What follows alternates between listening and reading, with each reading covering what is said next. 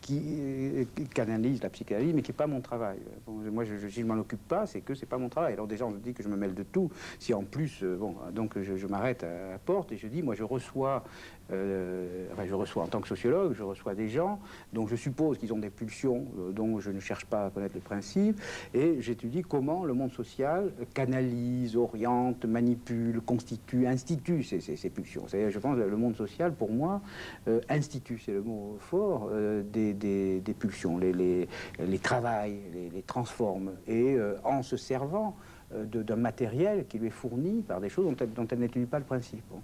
Voilà. Alors comment on transforme une libido, au sens freudien, en libido académica? Comment on fait un type qui est prêt à tuer son collègue parce qu'il lui a piqué un poste technique? Voilà. Bon. Voilà. Alors ça c'est très très intéressant. Bon. Et je pense que justement, il n'y a aucun antagonisme de frontières. Bon, c'est la même chose d'ailleurs avec les Non, mais si vous utilisez le même vocabulaire, c'est pas par hasard. C'est aussi que vous faites le même travail d'une certaine façon. Oui, si vous voulez, par certaines... bon, là, vous me poussez à en dire un petit peu plus. Je pense que dans certains cas, quand par exemple je décris à propos de Heidegger, il y a un modèle théorique derrière, qui est un modèle de la production de discours. Il n'était pas content parce que son papa était épicier, quoi. Oui, non, non, pas du tout. Le modèle qui est dessous est celui-là. Moi, je dis, pour comprendre un discours comme celui de Heidegger, il faut avoir deux choses. Il faut avoir d'une part une certaine pulsion sociale, c'est-à-dire libido socialement constituée, hein, qui est liée à son origine sociale, à son papa, mais aussi à sa carrière, ses études, au fait qu'il a commencé à faire de la théologie, donc il était brillant, et en même temps paysan, tout ça. Bon. Donc il faut avoir ça, d'une part, et d'autre part, il faut avoir un espace qui est le champ de la philosophie dans les années 23-30 en Allemagne, bon, dans lequel il y avait des kantiens qui se trouvaient être juifs, il y avait des sociologues dont on parle jamais mais auxquels on pense toujours, il y avait tout un tas de gens, bon, et ce champ jouait le rôle d'une censure. Bon, je dis une censure, c'est-à-dire il est ce à quoi il faut se plier si on ne veut pas être exclu du champ. Le champ, hein, bon. Et alors, le discours est une résultante de ce que j'ai très envie de dire. Une stratégie de distinction aussi. Oui et non. Il y a quelque chose que j'ai très très envie de dire. C'est plus fort que moi. Je ne sais même pas que je veux le dire. Je veux dire des choses horribles. Heidegger, il voulait dire ces mecs, ils sont affreux, ils sont bourgeois, et en plus ils sont à gauche. Voilà, c'est ça qu'il voulait dire. Hein. C'est comment ils ont tout pour eux. Hein. Cassirer, c'est ça. C'était son frère, directeur d'une grande galerie à Hambourg, bourgeois, belle chevelure blanche, etc., allure formidable. Et en plus, moi, petit paysan, bon, j'arrive, j'ai un mauvais accent, etc. Bon, et il me double à gauche. Oh, c'est insupportable. Bon, il voulait dire ça. Bon, ceci dit, il ne pouvait pas dire ça comme ça. Il aurait été jeté tout de suite. On aurait dit, retourne à ta campagne, mon gars. Je finis ma phrase. Bon, alors, il a dit, il faut retourner la critique de la raison pure, et la vérité de la critique, elle n'est pas dans l'analytique, comme dit Cohen, elle n'est pas dans la dialectique, comme dit, etc. Elle est dans l'esthétique transcendantale. Bon, alors ça, vous voyez, c'est une censure formidable. Bon, autrement dit, il a fait une espèce de création philosophique qui est au demeurant magnifique, qui est pleine d'intérêt, hein, bon, pour de formidablement mauvaises raisons. Voilà. Alors je pense que c'est là que je reprends. Alors, dans ce cas-là, je dirais que la psychanalyse, pour moi, est un cas particulier de la sociologie. C'est-à-dire, moi, je donne un sens à la notion de censure, et je pense que si les psychanalystes m'écoutaient, je pense à les aiderait, de dire, voilà, à quel type de censure cet homme a affaire. C'est pas seulement une censure vague, générale, sur moi, papa, maman, c'est un truc qui se spécifie, et il est dans un univers, il a affaire à des mathématiciens ou à des historiens, etc. Bon. Et son travail, voilà. Donc moi je suis un collaborateur des psychanalystes. Pierre Bourdieu, alors justement, dans votre pratique quotidienne, acte de la recherche en sciences sociales, la revue vous dirigez, vous avez dit à plusieurs reprises, les gens avec qui je travaille, donc les sociologues, l'équipe avec qui... Bon, vous êtes un mandarin, officiellement. Non, attendez, vous êtes un mandarin, vous ne pouvez pas nier. Bon, alors, compte tenu de ça, vous réfléchissez à ces stratégies des gens qui sont avec vous. Est-ce que vous n'avez pas tout le temps en tête vos analyses théoriques pour penser la pratique des gens qui sont autour de vous? Et en conséquence, est-ce que ça ne vous gêne pas quelquefois, au point que vous n'arriviez plus à être, excusez, naïf, comme s'il y avait une naïveté qui peut être utile aussi quelquefois pour essayer de comprendre quelque chose au-delà de tous les déterminismes qui font que les uns interviennent pour telle ou telle circonstance? Non, au contraire. Alors, encore il y a 2 jours, j'avais un déjeuner avec un très vieil ami avec qui j'ai signé des livres, enfin, bon, qui me disait c'est extraordinaire que tu restes encore naïf. C'est-à-dire que tu te mets encore en colère, tu as des indignations. Étant donné ce que tu écris, tu passes ton temps à dire il faut être spinoziste, quoi. Bon, Neco légere, Neco detestari, etc. Et tu passes ton temps à déflorer. Je dis, bah, tu vois, je pense, d'abord, ça me fait plaisir psychologiquement. J'aime mieux avoir cette image-là que celle j'étais un jeune homme en colère. J'espère que je serai un vieil homme en colère. Bon, et j'ai une espèce de fidélité à l'idée que j'ai de moi. Bon, ça, c'est sûrement un petit peu de narcissisme, c'est comme ça. Il y a ça. Et d'autre part, je pense que, et je lui disais cet argument-là, que c'est au fond le principe de ma lucidité. C'est-à-dire que, bon, bizarrement, les gens disent, bon Dieu, il a une philosophie de l'intérêt, ce qui est faux. Hein, c'est pas intérêt, c'est illusion, c'est une parenthèse. Enfin, mais si un certain nombre de choses me sont apparues, qui sont admises comme allant de soi, c'est que elles ne me plaisent pas. Si le monde intellectuel m'apparaît dans tout ce qu'il a de mercantile, de mercenaire, de trafic de compte-rendu, trafic d'influence, enfin, des renvois d'ascenseurs, enfin, si tout ça me débecte, enfin, pour dire les choses comme elles sont, pour des raisons obscures, bon, c'est sans doute pour ça que je suis lucide. Bon, autrement dit, les gens qui diraient il a une philosophie cynique, donc il est cynique, enfin, c'est le monde à l'envers. De même que je dis ça à propos de Goffman, c'est plus facile de le dire pour moi. Goffman, qui est un des grands dévoileurs, enfin, devant l'Internet, qui a fait un travail formidable, enfin, bon, de dévoilement de l'infiniment petit des relations humaines, etc., était un type qui passait pour méchant. Moi, je le trouvais adorable. Hein, il passait pour méchant, pour cruel, pour ça. Bon. Et simplement, c'était un type qui souffrait affreusement du monde social, bon, pour qui le monde social est quelque chose de très dur à vivre. Bon, voilà, moi c'est un peu vrai. Alors si le monde social m'est supportable, c'est parce que je peux m'indigner. Je pense que si je m'indignais plus, j'en crèverais souvent. Voilà. Là, j'ai fait des confidences. Là, je crois qu'il y a quelque chose, oui, très courtement, il y a quelque chose que les Kleiniens appellent un rapport d'objet, qui est ce qui risque parfois de vous trahir dans les lectures qu'on fait de votre œuvre. Parce que, bon, il y a tous les côtés croustillants, c'est-à-dire, voilà, un mandarin qui critique les mandarines, c'est parfait, c'est très bien, bon. Mais ce qu'il y a là comme ce stratus, quelque chose quand même de très intéressant, c'est quand même les rapports d'objets. C'est-à-dire, bon, l'objet, bon, finalement, bon, c'est ce que vous disiez, c'est-à-dire, bon, Heidegger, finalement, son papa était épicier. Alors, une fois qu'on fait cette analyse-là psychologisante, effectivement, de la trajectoire dans laquelle il y a tout le côté croustillant, ce qui ne restait plus, c'est l'objet. Parce que Heidegger, bon, malgré, au-delà de cette trajectoire, est quelqu'un qui développe comme personne jusque-là l'ontologie de la présence.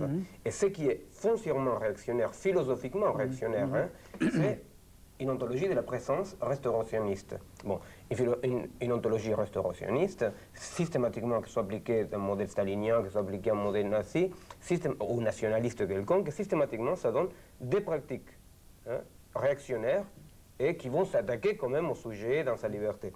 Alors, il y a ces rapports d'objets comme ça qui risquent de vous trahir parfois parce que, j'entends bien, c'est-à-dire que ce que vous faites, c'est, dès l'analyse de ces rapports narcissiques, vous faites votre objet.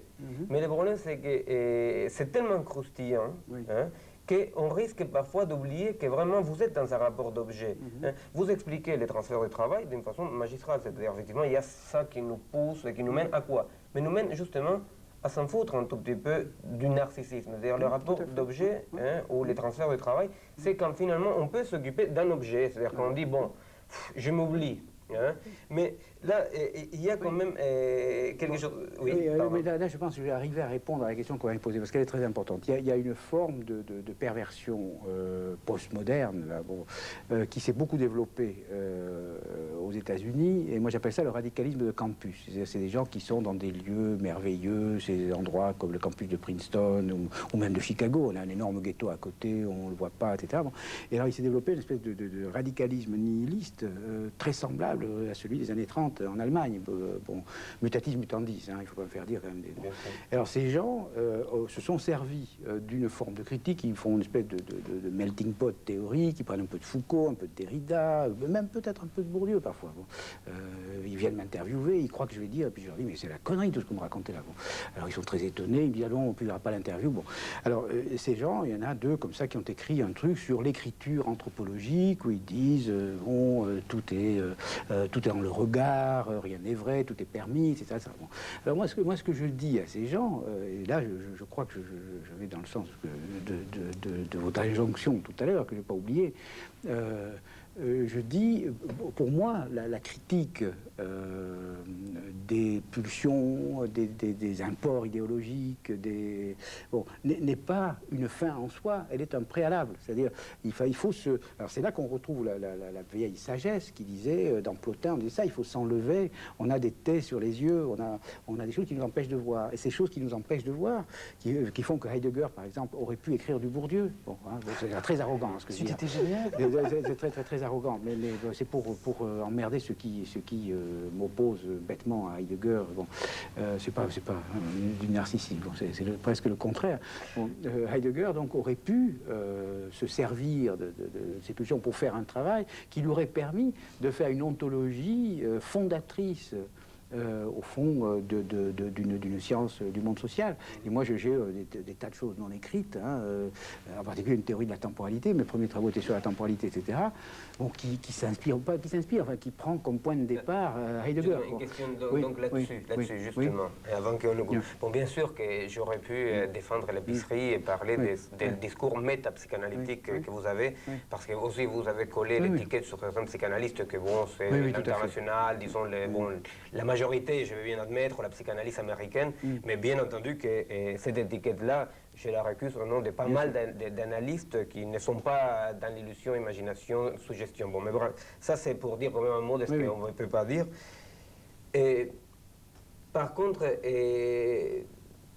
bon, dans ce que vous venez de dire, justement, il existe dans cette ontologie de la présence, cette ontologie réactionnaire, il existe donc justement la motivation, l'intentionnalité, hein, qui peut-être fait la décision dans une stratégie et qui va au-delà d'un narcissisme, qui détermine des fidélités, qui sont, bon, la question que vous posez, c'est-à-dire par rapport à qu'est-ce qui vous fait courir, c'est-à-dire quelle est votre fidélité au-delà du narcissisme. Hein, moi, je crois, enfin bon, je redis la chose, je pense que ce que un chercheur, enfin bon, moi je mets du côté des chercheurs, aussi bien les philosophes que les sociologues, enfin, que les psychanalystes, que les historiens, etc., ce qu'un chercheur doit sacrifier avant tout, enfin ce qu'il doit abandonner, c'est exactement ce que la sagesse demande d'abandonner, c'est toutes les adhésions, les adhérences narcissiques. Bon, c'est-à-dire qu'en fait, faire de la sociologie, comme j'essaie de la faire, c'est une destruction permanente. Alors, moi, je pense que une de mes vertus, c'est bizarre, parce que là, je parle de moi, etc., donc j'ai l'air de contredire, mais une de mes vertus majeures, c'est qu'au fond, j'ai pas tellement besoin de narcissisme. J'ai pas besoin de gratification narcissique, au contraire. Si on me fait des compliments, si on me dit des trucs, aussitôt ça me gêne, j'ai envie de partir, j'ai l'impression que ça s'adresse à quelqu'un d'autre, je crois qu'on se trompe. Non, vraiment, hein, je suis très mal à l'aise, et je vis très bien sans narcissisme. Alors, j'ai besoin de sympathie, d'affection, mais j'ai pas besoin d'admiration, j'ai pas besoin de... Bon. Et en plus, le travail que je peux faire en permanence, enfin, bon, sur le narcissisme des autres, sur les pulsions narcissiques, etc., bon, me donne des armes pour être en état de vigilance à l'égard de ça. Et je pense donc que tout ceci pour dire que le travail sur soi que la sociologie permet de faire, pour lequel la sociologie donne des armes, ce travail n'est pas une fin en soi, hein, il est un préalable à la position des questions de vérité, à la création des conditions sociales de vérité, par exemple, à une lecture de Heidegger cumulative. Disons, moi je pense que je peux, grâce à la sociologie, me servir de manière non éclectique, non académique, non narcissique, de Wittgenstein, d'Austin, de Heidegger, de Cassirer, etc., d'un tas de Marx, de Weber, de Durkheim, etc. Bon, si vous faites la liste de mes footnotes, elle est tout à fait monstrueuse, monstrueuse au sens de pleine de choses apparemment contradictoires, et je pense, alors en tout cas j'en ai la conviction intime, qu'il n'y a aucune contradiction dans l'usage que je fais de ces différentes personnes. Autrement dit, et ça, je pense que c'est quelque chose que j'ai toujours fait par choix intellectuel. J'ai toujours pensé que les alternatives dans lesquelles on essayait de nous enfermer étaient idiotes, et que finalement elles n'opposaient pas des penseurs ou des pensées ou des ismes, elles opposaient des intérêts, des libidos. Hein. Bon. Donc j'ai toujours fait ça par stratégie, et vraiment, s'il y a un coût de fabrication, j'ai une petite fabrique, hein, mon secret de fabrication principal, c'est celui-là. C'est on peut prendre dans des penseurs apparemment antagonistes de quoi construire les moyens de les dépasser. Voilà. Pierre Bourdieu, merci. Alors je vais rappeler quand même ce qu'on peut lire de vous.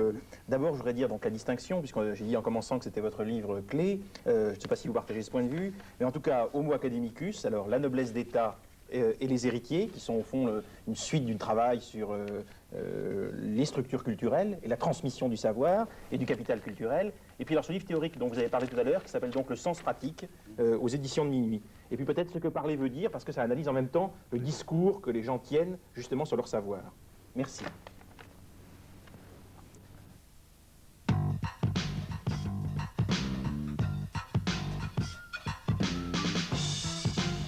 Détective.